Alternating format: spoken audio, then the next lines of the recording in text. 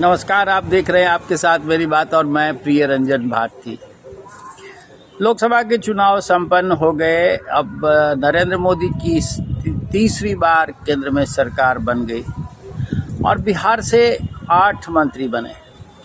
लोकसभा चुनाव ने बहुतों के दिन बहुरा दिए, बहुतों का काया पलट कर दिया और बहुत ही ऐसे लोग हैं जो नेपथ्य में चले गए जिनकी अब कहीं कोई चर्चा नहीं रह गई है। मैं एक एक करके आपको ये गिनाना चाहूँगा कि किसे क्या मिला है। लोकसभा चुनाव से पहले आपने देखा होगा कि जिस तरह से चिराग पासवान और उनके चाचा पशुपति कुमार पारस के बीच में रामविलास पासवान की विरासत को लेकर के जंग हो रही थी, मीडिया की सुर्खियां बनी हुई थी, चाचा अड़े हुए थे, लेकिन आखिरकार केंद्रीय भारतीय जनता पार्टी नेतृत्व ने ये तय किया कि जिसके पास जन समर्थन है और वाकई जो उसकी विरासत का वारिस हो सकता है वो चिराग पासवान ही है। चिराग पासवान के साथ समझौता हुआ। अब आपने देखा कि नतीजे सामने आ गए। स्ट्राइक रेट 100% के साथ चिराग पासवान 5 की 5 सीटें जीतकर आगे आ गए और उनके चाचा पशुपति कुमार पारस, उन्होंने केंद्रीय मंत्रिपरिषद से पहले ही इस्तीफा दे दिया था। चुनाव में उनकी कोई भूमिका नहीं, कोई सीट नहीं मिली। उन्होंने कहा कि एनडीए को जिताने में वो मदद करेंगे, सब 40 की 40 सीटों पर उनका समर्थन होगा, लेकिन वो विलुप्त हो गए और चुनाव बाद तो और भी विलुप्त हो गए हैं।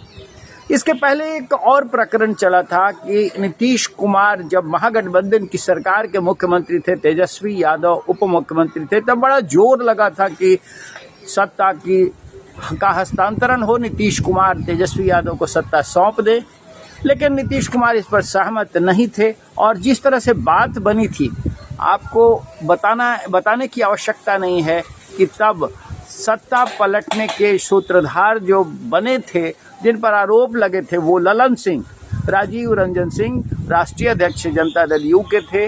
उनको तेजस्वी यादव यानी लालू यादव के खेमे को मदद करने की बात कही गई थी। बड़ी पटकथा थी इसकी कहानी। पटाक्षेप यहाँ हुआ कि नीतीश कुमार ने उनसे इस्तीफा ले लिया और खुद वो राष्ट्रीय अध्यक्ष बन गए थे।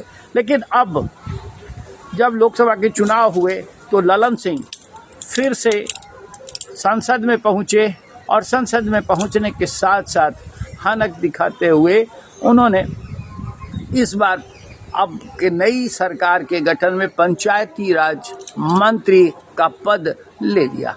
अब पंचायती राज मंत्री बनने के साथ उनके दिन बहुर गए और जो लोकसभा चुनाव में जिस तरह से उनके खिलाफ आरजेडी ने पैंतरे डाले थे, जिस तरह से उनके खिलाफ कैंडिडेट उतारा था, उससे भी ये बात लग रही थी कि शायद भारी पड़ेगा। लेकिन वो मोदी की पतवार से आगे निकल गए और मोदी सरकार में एक बड़े मंत्री बन गए। लेकिन अब ललन सिंह की वो भूमिका पर्दे के पीछे से भी गायब हो गई है। अब उन्हें कोई उस तरह से नहीं कहेगा कि वो नीतीश सरकार के खिलाफ या नीतीश को सत्ता से बेदखल करने के काम आने वाले हैं और कभी इस तरह की भूमिका का निर्वाह भी वो कर सकेंगे। लेकिन एक और महत्वपूर्ण बात है कि नीतीश कुमार जिस तरह से केंद्र में अभी सरकार बनने के बाद ये कयास लगाए जा रहे थे कि सरकार बड़ी कमज़ोर होगी, दबाव में होगी और नीतीश कुमार फिर किंग मेकर होंगे, ये भयादोहन करेंगे जैसा करते आए हैं। और उन्होंने फॉर्मूला भी दिया था कि हर 4 सांसद पर उनके 1 मंत्री हों। लेकिन भारतीय जनता पार्टी नेतृत्व ने नरेंद्र मोदी की सरकार के गठन में ये फार्मूला स्वीकार नहीं किया। उतनी ही संख्या में भारतीय जनता पार्टी भी जीती है बिहार से, लेकिन बिहार में भारतीय जनता पार्टी ने 4 मंत्री बनाए। जनता दल यू नीतीश कुमार के फॉर्मूले को किनारे करते हुए उनके 2 ही मंत्री बने। इससे ये संदेश साफ गया है कि बिहार में अब भाजपा बड़े भाई की भूमिका निभाएगी और नीतीश कुमार साथ रहना चाहेंगे। अब उनकी जैसी व्यवस्था है, साथ रहेंगे तो वो उन्हें छोटे भाई के रूप में रहना पड़ेगा। ये अब उनकी उस तरह से नहीं चलने वाली है। लेकिन कई चेहरे चुनाव के साथ साथ नेपथ्य में भी चले गए। जो जनता ने कहानी लिख दी है, जिस तरह से अपने मतदान के बाद अपना फैसला दिया है, उससे एक नई कहानी, एक नई रवानगी की तरफ बढ़ रही है। और ये है कि कई चेहरे इस कहानी से विलुप्त हो गए, नेपथ्य से भी लापता हो गए हैं। उनमें एक एक कर नाम लेना चाहूँगा। सबसे पहला नाम आरसीपी सिंह का है। आरसीपी सिंह कभी नीतीश कुमार के बड़े सिपहसालार, बड़े सरपरस्त हुआ करते थे, और जब केंद्र में सरकार की, जदयू की भागीदारी की बात हुई थी, तब आरसीपी सिंह को मंत्री बनाया गया था। लेकिन इसे लेकर के छिया लेदर हुआ। बिहार में बड़ी तरह की ऐसी हाय तौबा मची जनता दल यू के अंदर से कि फिर इनसे इस्तीफा ले लिया गया। इन्हें फिर अलग थलग छोड़ दिया गया था। इस्तीफा देने के बाद आरसीपी सिंह भारतीय जनता पार्टी में लंबे समय के बाद चले तो गए, लेकिन वो सीन से आउट रहे। अब ऐसे करवट बदले परिस्थितियों ने कि फिर नीतीश कुमार ही एनडीए का पार्ट हो गए और आरसीपी सिंह का अब कहीं कोई अता पता नहीं, कोई नाम लेवा तक नहीं रह गया है। ऐसे ही इस चुनाव ने एक और कहानी लिख दी है अश्विनी कुमार चौबे की। छात्र आंदोलन के बड़े सूरमा नेता थे, सुशील कुमार मोदी जैसे नेताओं के साथ संगी। अब इनकी पीढ़ी के लोग नीतीश कुमार और लालू यादव जैसे लोग हैं, लेकिन अश्विनी चौबे मंत्री रहते हुए टिकट से बेदखल कर दिए गए। उनके चेले मिथिलेश तिवारी को मैदान में बक्सर से उतार दिया गया। नतीजा आप जानते हैं, बक्सर हार गई भारतीय जनता पार्टी। अश्विनी चौबे भी आज न मंत्री हैं नई सरकार में और न ही वो सांसद हैं। इनका क्या होगा? लेकिन एक सधे हुए राजनेता और पूरी तरह से पार्टी को समर्पित रहने वाले नेता, छात्र आंदोलन की उपज अश्विनी चौबे है तो आज कहीं नहीं, लेकिन इनका भविष्य उज्जवल दिख रहा है, क्योंकि आने वाले दिनों में कई पद खाली होने वाले हैं। ये पद हैं राष्ट्रीय अध्यक्ष भारतीय जनता पार्टी के, बिहार प्रदेश का पार्टी अध्यक्ष, और इस तरह से कई ऐसे बहुत सारे पद हैं जिन पर इनकी बहाली संभव हो सकती है। भारतीय जनता पार्टी इनको प्रदेश का नेतृत्व भी दे सकती है, इनके हाथों में कमान दे सकती है, इसलिए कि पार्टी एक व्यक्ति एक पद के नीति पर विश्वास करती है। और सम्राट चौधरी जो अभी पार्टी अध्यक्ष हैं तो ओबीसी, लेकिन वो उप मुख्यमंत्री भी हैं।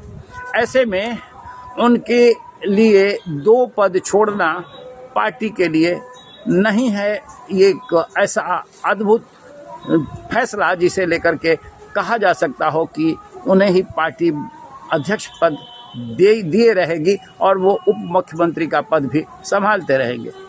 लिहाजा अब ये तय हो गया है कि उन्हें पार्टी का अध्यक्ष पद छोड़ना पड़ेगा, क्योंकि एक ही पद धारण कर सकता है एक नेता। ऐसे में ये परिस्थिति भी, अब चुनाव में एक और नई बात हो गई। जिस तरह से कुशवाहा समाज को लेकर के लालू प्रसाद यादव ने प्रयोग किया है, उसमें सारे नेता फिसड्डी साबित हुए हैं। सम्राट चौधरी भी, हालांकि 12 सीटें जीती है, लेकिन 17 में 12-5 17 तो 5 सीटें घटी हैं। और नीतीश कुमार के की सरकार में उप मुख्यमंत्री रहते हुए सम्राट चौधरी ने बहुत अच्छा परफॉर्म नहीं किया है। इसलिए ये संभव भी है कि उन पर गाज गिरे, गाज ना भी गिरे तो भी ये तय माना जा रहा है कि एक व्यक्ति एक पद के नाते वो अपना पद छोड़ेंगे, या तो उप मुख्यमंत्री का पद छोड़े या पार्टी अध्यक्ष का पद छोड़े। लेकिन लगता नहीं है कि उप मुख्यमंत्री का पद वो छोड़ेंगे, और पार्टी भी ऐसा नहीं चाहेगी। ओबीसी का एक चेहरा सरकार में बनाए रखेगी, और जब सरकार में ओबीसी का चेहरा बना रहे, मुख्यमंत्री भी हो उसी वर्ग का, तो निश्चय ही पार्टी सवर्णों पर दांव खेलेगी और सवर्ण में अश्विनी कुमार चौबे हो सकते हैं कि पार्टी के नए अध्यक्ष बने। दूसरा, मैं एक और व्यक्ति का नाम आपके सामने लाना चाहूँगा, वो है उपेंद्र कुशवाहा। उपेंद्र कुशवाहा पर मैंने एक वीडियो साझा किया था, लेकिन उपेंद्र कुशवाहा इस चुनाव में खुद हार गए हैं और हारने के बाद अब ये सबसे बड़ा सवाल है कि वो करेंगे क्या, उनकी भूमिका क्या होगी। लेकिन चुनाव ने उन्हें भी नेपथ्य में डाल दिया है। लेकिन सबसे अधिक अगर किसी की लॉटरी खुली है और सबसे अधिक किसी के साथ अगर चुनाव में जनता ने आगे बढ़कर उनका समर्थन किया है, तो वो दिख रहा है कि जीतन राम मांझी ने जिस तरह से स्ट्राइक रेट बढ़ाते हुए और जिस तरह से लालू प्रसाद यादव के सारे प्रयोगों को विफल करते हुए बड़ी बढ़त बना करके जीत हासिल की, नरेंद्र मोदी सरकार ने भी इन्हें हाथों हाथ लिया है और इन्होंने एक बड़ा दायित्व देते हुए एक बड़ा अच्छा विभाग दे करके इन्हें आगे किया है। अब निश्चित रूप से मांझी की भूमिका आने वाले दिनों में बढ़ जाएगी। लेकिन चिराग पासवान की चर्चा मैं एक बार और आपसे इसलिए करना चाहूँगा कि चिराग पासवान ने न सिर्फ प्रधानमंत्री नरेंद्र मोदी का खुद को हनुमान बताया, बल्कि जन समर्थन हासिल करके पूरा का पूरा स्ट्राइक रेट अपने झोली में डाल करके इन्होंने सरकार को भरपूर समर्थन दिया है।